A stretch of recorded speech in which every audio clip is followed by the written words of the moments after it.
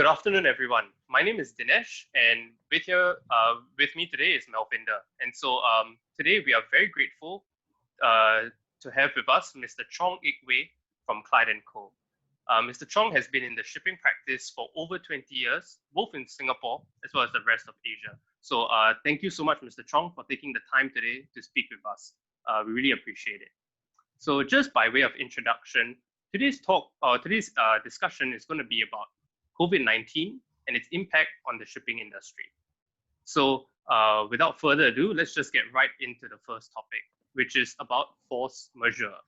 So I think many of us have seen this phrase thrown around in newspapers and various articles. And so, Mr. Chong, just briefly, what exactly is force majeure, and why has it become so relevant during this pandemic situation? Well, firstly, thank you, Dinesh, and thank you for having me on this program. I'm delighted to be part of this meaningful initiative, which I hope will benefit the community at large, especially during this challenging period. 2020, I think, has been a challenging and disruptive year for many of us in the shipping and trading industry, as well as those operating in the wider global supply chain. And the past few months have generated a lot of interesting legal and practical issues. And I think one of those issues is, as you mentioned earlier, force majeure. This was especially so during the period January to April, when we saw many companies grappling with the pandemic and looking at ways to avoid performance of contractual obligations or to extend the time within which to perform their contractual obligations. And force majeure is actually a legal concept that potentially allows them to do so. But it has its origins in French civil law, which literally means superior force. What that means is that the event must be unforeseeable and unavoidable before a party could rely on it to excuse performance. But as a matter of, as you know, English law and Singapore law, there is actually no automatic common law right to rely on force majeure. It needs to be specifically pleaded and specifically expressed in contracts. So you have any force majeure clauses in contracts which excuse performance based on wording such as disease, epidemic, pandemic, quarantine, government interference, what have you. But just because a party is seeking to rely on force majeure doesn't mean that it could actually automatically do so. We have seen many instances where the counterparty has sought to challenge such reliance on force majeure. At this juncture, I'll probably just make 2 points. Yeah. The first is actually burden of proof. The party seeking to rely on force majeure bears the burden of proof to prove that the event itself falls within the wording of the force majeure clause. What do I mean? For example, during the period January to March, when, if you recall, China was already in the thick of COVID-19. And as a result, many companies were looking at their contracts, looking at the force majeure clause. There is the word pandemic stated there, which allows them to excuse themselves from contractual obligations. But unfortunately, if you recall, the World Health Organization only declared COVID-19 a pandemic on the 11th of March this year. So for a period of 7 to 8 weeks until then, many companies were looking at their force majeure clause, but not really being able to rely on it being a pandemic. So I think that illustrates the importance of actually the event falling squarely between the wording of the force majeure clause. Second is actually, force majeure clause only excuses inability to perform a contract. You cannot rely on a force majeure clause and walk away because the performance of the contract will become more expensive or uneconomical because of the force majeure event. What do I mean? Let's give you an example. Last month, we were approached by a ship supplier client who actually supplies anything from provisions, fresh water, foodstuff to spare parts to a ship owner and its ships all over the globe. The pricing in that contract was, of course, fixed, but due to the pandemic, the cost of procuring those items would have increased by 50 to 100%. So this ship supplier client was looking at ways to get out of the contract. But unfortunately, based on what I said earlier, if you could still perform the contract, but it's just that it has become more expensive or uneconomical, that in itself is not a basis for you to walk away based on force majeure. Yeah, I think I'm just gonna take some time here to sort of just like recap, the two main points. Yeah, so basically, although maybe it might seem at first that force majeure is it might be able to save all of us, it's sort of like a be all end all and it can catch everything. And I think as you have rightly pointed out, it's not so straightforward. There's definitely interpretation of the clause that's important, and that it doesn't excuse performance just because it's become more expensive or more inconvenient. So yeah, thank you, Mr. Chong. Thank you so much for just that clarification, because I think it's a common misconception that a force majeure clause is it's able to save every situation, and I think this leads quite nicely into the next topic that we're going to look at. And so I'm going to let Melvinda take it from here. Thank you, Dinesh. So, Mr. Chong, we'd just like to ask you a bit to explain charter parties and perhaps the concerns facing charterers and ship owners, and perhaps maybe the applicability of the BIMCO clause in this context of this crisis. Sure. Thank you, Melvinda. I think in the shipping world, an area which has kept many shipping lawyers busy the past few months, is actually legal issues around charter party as caused by the pandemic. So a charter party simplistically is a shipping contract between a ship owner and charterer for the use or hire of a ship to carry passenger or cargo, either for a specific voyage, point A to point B, or for a period of time, 6 months, 12 months, 15 months. So simplistically, that's charter party. In most charter parties, there are actually what we call infectious or contagious disease clauses. What the clause would do is to allow the ship owner or the master of the ship to refuse to call at a particular seaport if the master of the ship considers there to be risks of exposure to contagious or infectious diseases. So for example, this clause manifests itself, as you mentioned earlier, in the BIMCO Infectious and Contagious Disease Clause 2015. However, the BIMCO clauses are actually not the panacea that we hope for. It was actually drafted a few years ago to deal with a slightly different situation. It was drafted to deal with what we call a localized epidemic. The case in point was actually the Ebola virus in several African countries, several years ago. But I think the clause itself is not really fit for purpose in a globalized pandemic, where if you don't call at port A, it doesn't mean that you can call at port B or port C, because this pandemic spreads across the globe. Ports B and C are potentially infected as well with the pandemic. So I think, although you have BIMCO clauses in charter party, I think it has not been the panacea that many people have wished for. So what we have seen is parties being commercial about the problems and issues at hand and seeking to find a commercial solution. So giving another example, we were 2 to 3 months ago approached by a charterer client who was shipping a parcel of cargo, a coal cargo, from Indonesia to the Italian port of Genoa. As you would recall, a few months ago, that part of Italy, the northern part of Italy and the coast around Genoa were actually very severely impacted by the pandemic.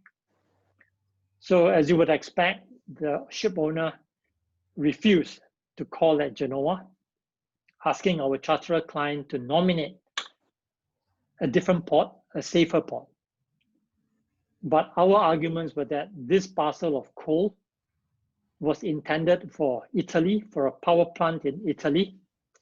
And at that time, there were really no other ports in Italy which were safe. So following a period of negotiations, the ship owner finally agreed for the vessel, for the ship to call at Genoa, but on the condition that our client, the charterer, had to bear all the costs and all the risks associated in calling at that port, which was infected by the pandemic at that time. So I think that is how sort of we have seen parties in the shipping industry resolve their problems. If the solution cannot be found within the four corners of the contract of the charter party, then I think parties tend to sort of work out something that is commercially viable between them by allocating risks accordingly.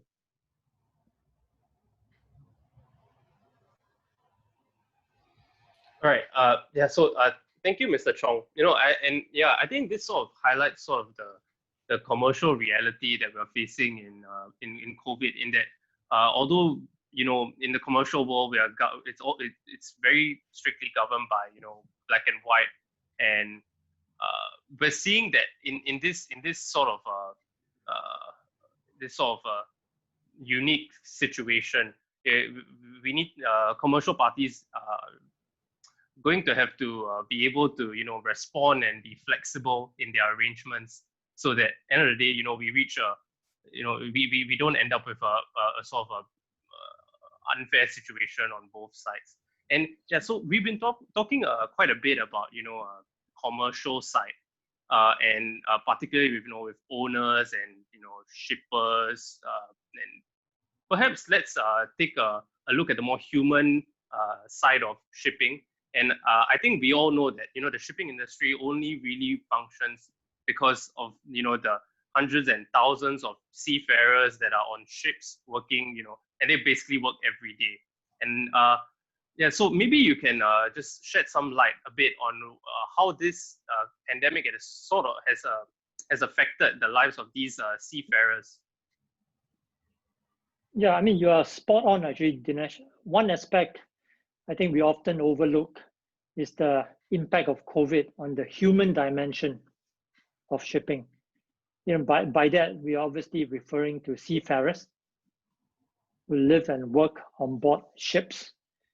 And I think statistically, on any given day, there are close to 1 million seafarers working on board 60,000 cargo ships across the globe. And that is not including your passenger cruises, your ferries, and so on and so forth. So it's actually a very, very sort of high number. Yeah. And I think seafarers typically work, 10 to 12-hour shifts, 7 days a week, and for a continuous period of 4 to 6 months on board ships, away from friends, family, and loved ones. And I think because of pandemic and the closure of borders, suspension of international flights, travel restrictions, and the need for quarantine have actually made it very difficult, if not impossible, for seafarers to actually be signed off from their assignment on board ships, as well as for seafarers, fresh seafarers, to actually sign on and get on board ships, for their 4 to 6 month stint. And many of these seafarers have in fact been working on board ships for more than 11 months. Why do I mention 11 months? That is actually the maximum period allowed by the Maritime Labour Convention for a shipfarer to work continuously on board ships. But the reality is that given the pandemic, many seafarers have obviously worked more than 11 months on board ships. And this is now creating issues such as exhaustion, fatigue, and a whole host of other mental and physical issues. And this will in turn impact on the safe operation and navigation of ships, because very soon human error would occur. You will have more and more incidents, between ships, in the high seas. What I understand is that the IMO, the International Maritime Organization, and key maritime countries have been working very, very hard to actually come out with a framework which allows seafarers to sign on and sign off more quickly and more easily, and yet at the same time ensuring the safety of all concerned. And of course, Singapore and the Maritime Port Authority, MPA, are obviously at the forefront of all of this. And yeah, I've seen several crew changes in the past few months across different countries and jurisdictions. And I think hand on heart, I must say that Singapore is certainly one of the few jurisdictions, where you could actually sign on and sign off seafarers, very quickly and very efficiently, even during this period of pandemic. Again, as an example, just over the weekend, we had a vessel, a ship calling in Singapore waters, and 3 of the seafarers were actually, have been on board the ship for more than 12 months. And yeah, they could disembark from the ship, had their swab test taken, the test results coming back negative, and they were then put on board a flight back to their home country in Greece, all within a period of 24 hours. That I think is very, very fast and very, very efficient. I've seen situations where it's fair to say, seafarers have been stuck in a particular port of call for 14, 21 days, and some of them are still waiting, in those ports of call. So I think kudos to Singapore and kudos to MPA. Yeah, actually, Mr. Chong, yeah, I just wanted to sort of add on a little bit to that, and that you're absolutely right. The well-being of these seafarers are something that might have been easily overlooked at the earlier part of this crisis, but especially in Singapore, this has sort of been taken into account. So when it comes to signing on and signing off, MPA, Maritime Port Authority, they have very detailed guidelines that allow for, as you have mentioned as well, the ability for seafarers to, as long as the tests come back negative, they can sign off and be on their flight more or less within 24 hours. And I think that really is a substantive thing that that is a small thing that we can do to ensure that their psychological well-being is at least taken into account some way or another. And so, yeah, I think we'll be moving on now to the last topic that we'll be talking about today. And yeah, so Melvinda, take it away, please. Sure. Mr. Chong, like you rightly mentioned, human aspect is incredibly important. And I think Singapore, like you mentioned, has been doing pretty well at that right now. So just wanted to move on to the business side of things. So for maritime companies specifically, what's the insolvency landscape like right now? Sure. No, I think with the pandemic, obviously comes the slowdown in international trade and transportation, not just shipping, aviation, as well, what have you. And as a result of that, the demand for traditional fossil fuel, crude oil, that has obviously dropped off significantly. And this was, reflected in the drop in Brent crude pricing from $60 per barrel right down to $25 per barrel just over a period of 2 weeks in March. So that was obviously a very significant drop over a very short period of time.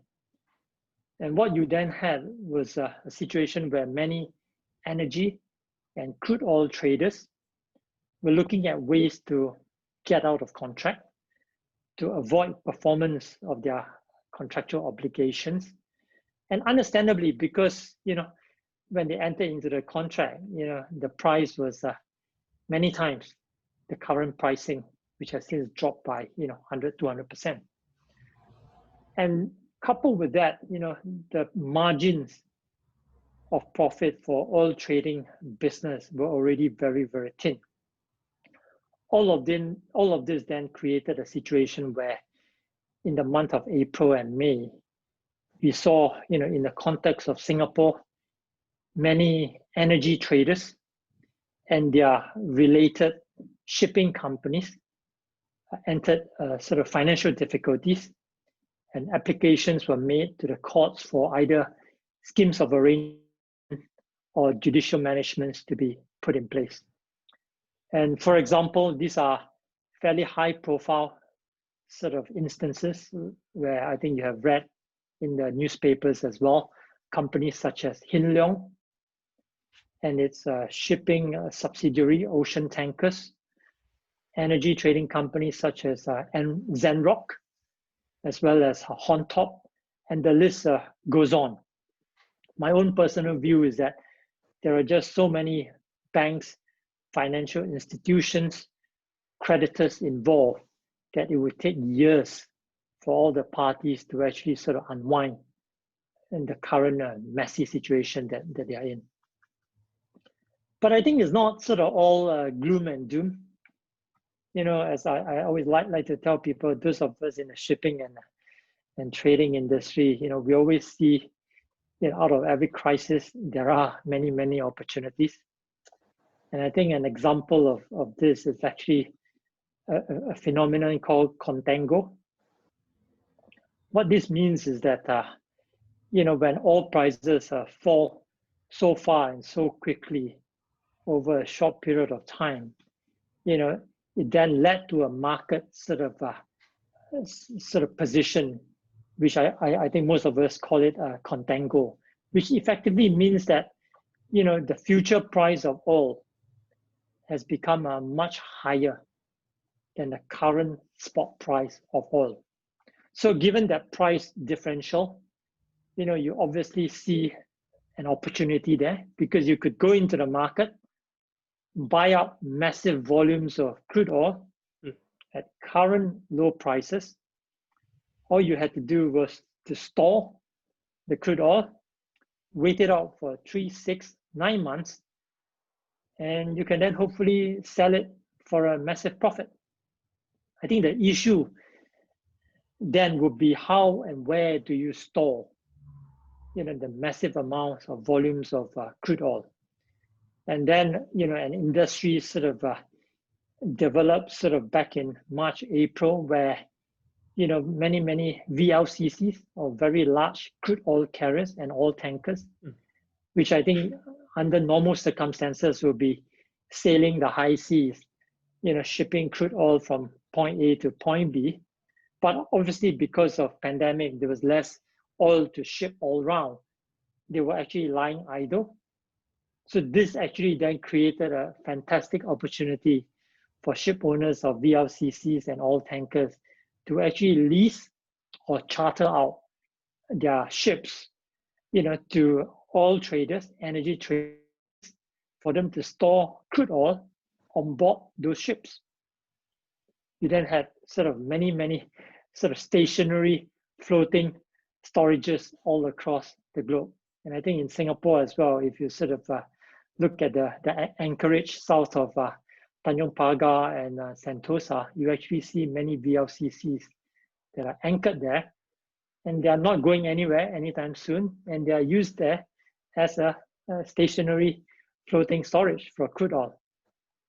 So yeah, I think there's silver lining in all of this, and my own personal view is that, although there may still be travel restrictions in the months ahead, but I think as far as the shipping and trading industries are concerned, we are starting to see, light at the end of the tunnel, and hopefully recovery will not be too far off.